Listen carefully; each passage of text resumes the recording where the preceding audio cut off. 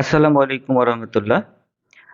আপনারা যারা প্রিমিয়াম কোয়ালিটিতে গরুর মাংস রান্না করতে পারেন না, আজকের এই ভিডিওটি শুধুমাত্র তাদের জন্য। তো চলুন দেরি না করে আমরা সেই রান্নাটি শুরু করি। এই রান্নার জন্য আমি সাথে আছি ইউনিক রান্নাঘরের পক্ষ থেকে মোহাম্মদ আব্দুস সামাদ। এই রান্নার জন্য আমরা প্রথমত একটি ফ্রাই প্যান নিয়ে নিয়েছি এবং ফ্রাই প্যানে পরিমাণ মতো খাঁটি সরিষার তেল নিয়ে নিয়েছি। এই তেলের সাথে আগে থেকে কেটে রাখা পেঁয়াজ কুচি অ্যাড করে দিলাম। এই পেঁয়াজ কুচিগুলোকে তেলের সাথে ভালোভাবে ভেজে নিব। আপনারা এখানে একটি টিপস ফলো করতে পারেন, সেটি হলো ফ্রিজিং করা গরুর মাংস যদি রান্না করেন তাহলে পেঁয়াজ আর সরিষার তেল সুন্দর করে মিক্স করে পেঁয়াজগুলোকে ব্রাউন কালার করে নেবেন। এতে করে গরুর মাংসের যে আলাদা একটা ফ্রিজিং করা গন্ধ সেটা দূর হয়ে যাবে। আমার পেঁয়াজটি ব্রাউন করে ভাজা হয়ে গিয়েছে প্রায়। আমি এখন এই পেঁয়াজের সাথে আমার গরুর মাংসটি অ্যাড করে দেব। তো আগে থেকে ধুয়ে রাখা আমার এই গরুর মাংস আমি এখন এখানে অ্যাড করে দিচ্ছি। এরপরে গরুর মাংস অ্যাড করা হয়ে গেলে আমি একটি হাতলের সাহায্যে এখানে পেঁয়াজ এবং গরুর মাংস ভালোভাবে নেড়ে নিচ্ছি। খেয়াল রাখবেন পেঁয়াজ এবং গরুর মাংস যেন খুব সুন্দরভাবে মিক্স হয়ে যায়। তো বন্ধুরা, এ পর্যায়ে আমি পরিমাণ মতো লবণ অ্যাড করে দিচ্ছি। আপনারা যে যার মতো লবণ অ্যাড করে নেবেন। এখন হাতলের সাহায্যে লবণ, পেঁয়াজ কুচি খুব সুন্দর করে নেড়ে নিচ্ছি। আপনারা খুব সুন্দর করে এটা ভালোভাবে মিক্স করে নেবেন। এটা অনেক সুন্দর করে মিক্স করা হয়ে গেলে আমি মাংসগুলো সুন্দর করে গুছিয়ে একটি ঢাকনার সাহায্যে ঢেকে দিচ্ছি। আমরা প্রায় 5 মিনিট পর এখন এর সাথে কিছু কাঁচামরিচ অ্যাড করে দিলাম। এতে কাঁচামরিচের অনেক সুন্দর একটি ফ্লেভার এর সাথে যোগ হয়ে যাবে। এরপরে আমরা কাঁচামরিচ ভালোভাবে মিক্স করে মাংসটাকে আবারও নেড়ে দিয়ে সুন্দর করে ঢেকে দেব। অপেক্ষা করব আরও 10 মিনিট। এ পর্যায়ে আপনারা চুলার আঁচটি লো ফ্লেমে রাখবেন। এখন আমি ঢাকনা সরিয়ে মাংসটাকে আরও সুন্দর করে ঢেকে নেড়ে দিচ্ছি। দেখেন, আপনারা দেখতে পাচ্ছেন এখানে কিছুটা পানি বের হয়েছে। এ পর্যায়ে আমি মাংসের সাথে কিছু মশলা অ্যাড করে দেবো। এখানে আমি পরিমাণ মতো হলুদ গুঁড়ি দিয়ে দিলাম। হলুদ গুঁড়া দিলাম আমি প্রায় 2 টেবিল চামচ। আর শুকনো গুঁড়ামরিচ এটা আমি দেব প্রায় 2 চা চামচ। এর সাথে আমি অ্যাড করে দেবো ধনিয়া গুঁড়া। ধনিয়া গুঁড়া আমরা এখানে অল্প পরিমাণে ব্যবহার করব, প্রায় 1.5 চা চামচ।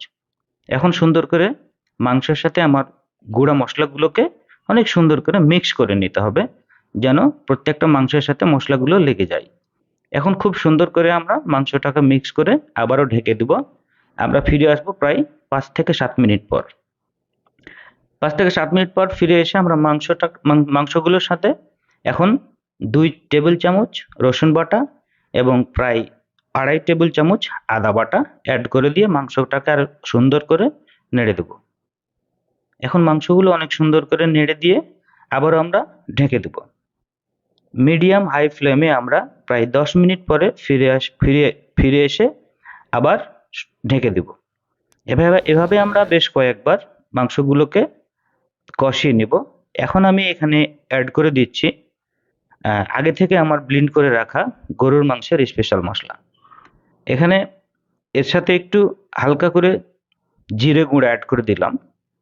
এখন আমি এই মশলাগুলোকে আবারও অনেক সুন্দর করে অ্যাড করে দিয়ে নেড়ে নেব।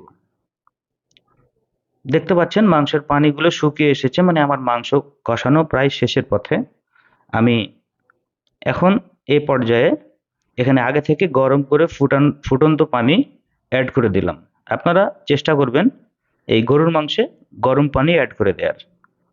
আমি অনেক সুন্দর করে নেড়ে আবারও এটাকে মিডিয়াম হাই ফ্লেমে রেখে ঢেকে রান্না করলাম প্রায় 10 থেকে 15 মিনিট।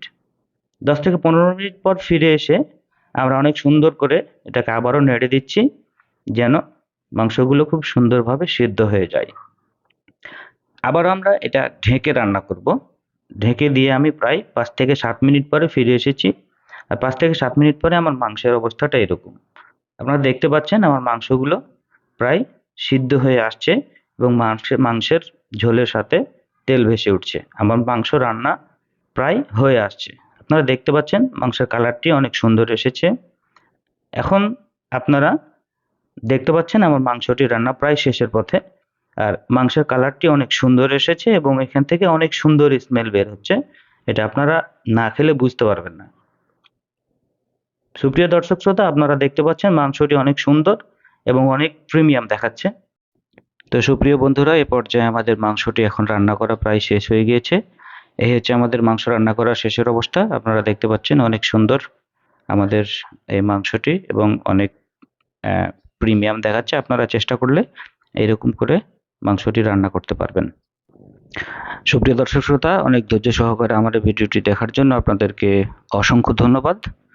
ভালো থাকবেন, সুস্থ থাকবেন এই কামনা করি। আসসালামু আলাইকুম ওয়া রাহমাতুল্লাহ।